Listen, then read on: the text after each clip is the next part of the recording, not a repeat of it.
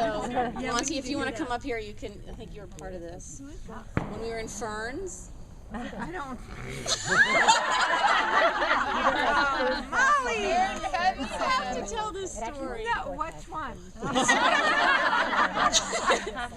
So, remember Sarah Winter was our camp counselor. Sasha. Was our CIT director. She was our CIT director.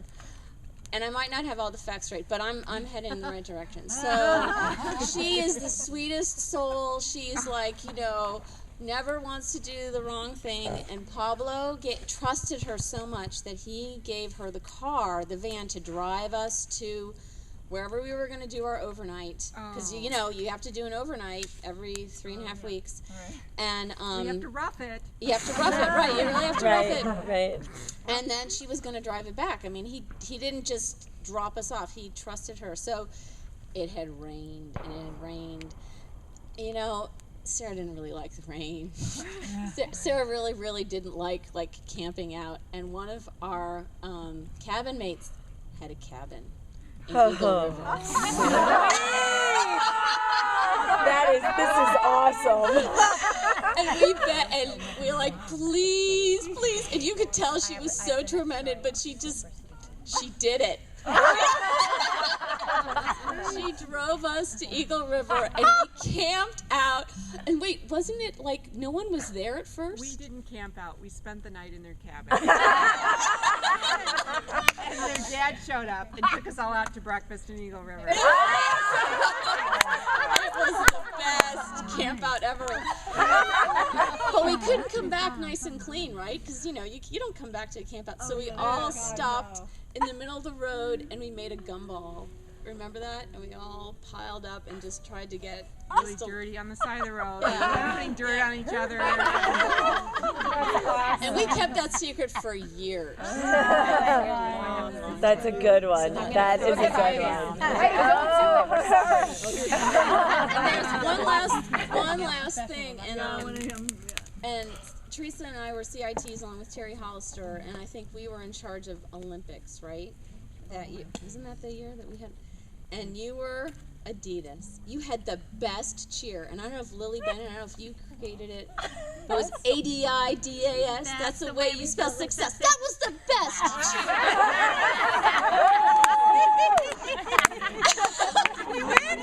You did win. That's the secret. There was my team was awarded the gold, but they didn't add it right, and you really won. So you really won. I didn't know that. You were ripped off. I want to do over. 3 cheers for Adidas. Somebody make me a wooden. I have the most ridiculous story to share with you. It's super embarrassing. And only some people know. It's so ludicrous. Are you ready? Okay. Since it's time for True Confessions, I wish Christina Schmitz was here tonight because we snuck out of camp. We snuck out one night. We were CAs. Cheryl, we took my dad's car from your driveway. That's right. It was a gremlin. It was crazy. Christina had a friend at a boys' camp. It was a Red Arrow. No, at Deerhorn. Deerhorn. That's a really long way to drive. We didn't know where we were going. I mean, no, but that's a hot. Yeah, that's Lily a haul. doesn't even no, know that's right a haul. now which direction to turn to go to Boulder Junction. True that. You know what I'm saying? Yeah. So that was crazy. So it was late at night. We snuck out. We drove to Rhinelander. We met these boys. We didn't even there wasn't even any kissing. Like, what was the point of that? I don't know. But when we came back, it was like morning-ish because we waited really late to sneak out because we didn't want to get busted. So we came back and it was getting light out, okay? And we knew because Pablo gets up early. Like, that's my grandpa. I know he gets up early. And he leaves the winter cabin, he comes down here, he makes coffee, and we had to sneak into camp, right? And okay, it was late, and I don't know why we did this, but we parked the car at Fisherman's. It was a green gremlin. It was a Pinto. No, it was a Pinto. It was 1990. Oh yeah, okay, a Pinto. So they parked at Fisherman's, and then this is where it gets brilliant, like super Mission Impossible brilliant. We're like, okay, we're gonna sneak along the trail, and we got like us to a certain point, and we're like, what if Pablo's in the dining hall having his coffee? We're panicking. We're like, oh my god, oh my god. I can't believe I'm going to say this right now. We decided that we were going to, like, if we were caught, that we would say that Christina had a really bad dream and that she needed to walk because she was so afraid. And so, That's awesome. but you don't sleep fully clothed, right? So we took our pants off.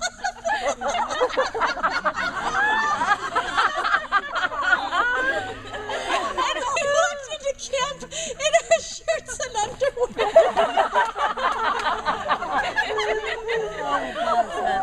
Why?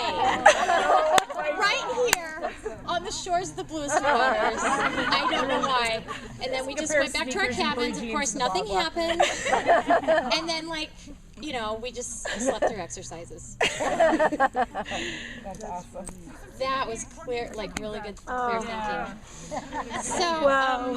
Did you leave your pants out there? Yeah, you what know, then we had to figure out a way to go get the car and our pants.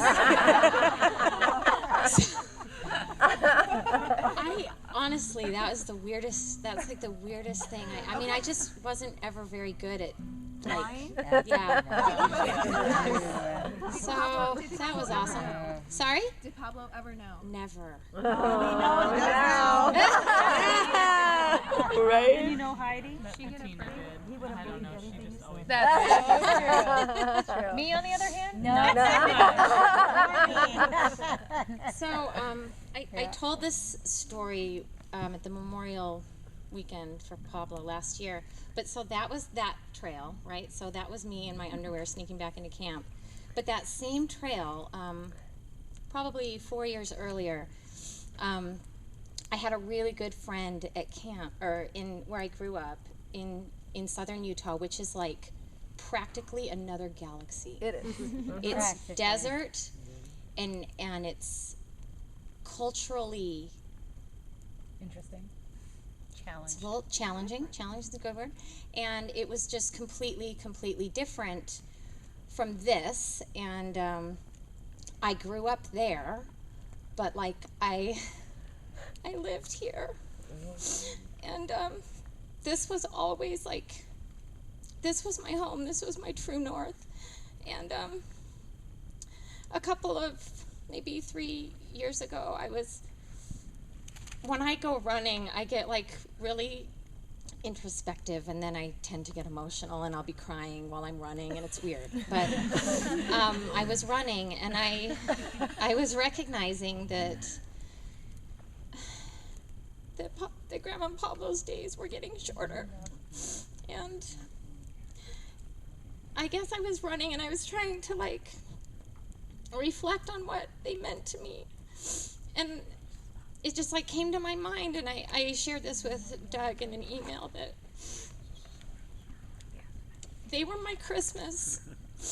Camp was like my Christmas. It was like, you know how like when you're a kid and you know Christmas is coming and you're so excited, and it's like you can feel it like in your chest, you know, it's like getting closer. And that's what this was to me, and that's what they were to me.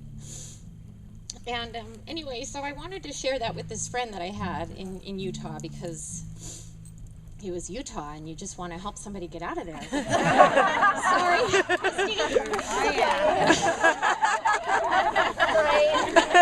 She said it's truth time. So I had this friend, Corey, and she was from Las Vegas. She was living in St. George, and that was all she ever knew. And she was so much fun, and she was hilarious. And I wanted to bring her to camp, like a gift to all of us. Yeah, but she was really shy. And anyway, yeah, at least like at first, right? Right.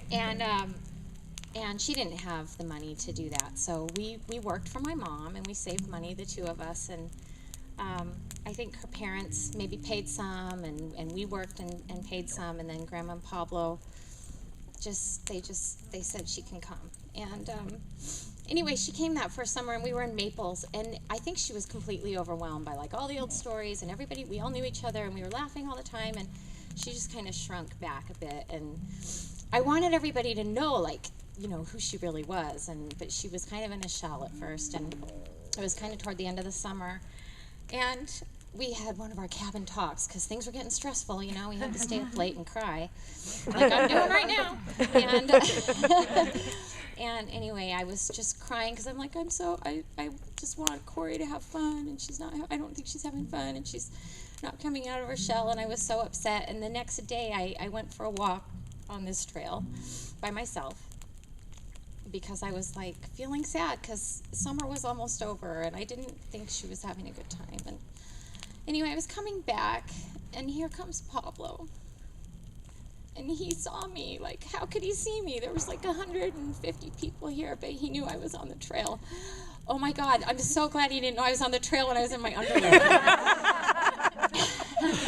But he found me, and he knew I must have been sad because he saw me walking by myself. And I just told him, and I don't even remember what he said, but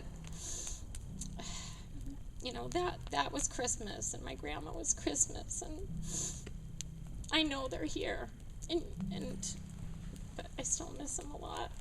And anyway, thank you so much for coming from so far, and for keeping the spirit alive. That's nice.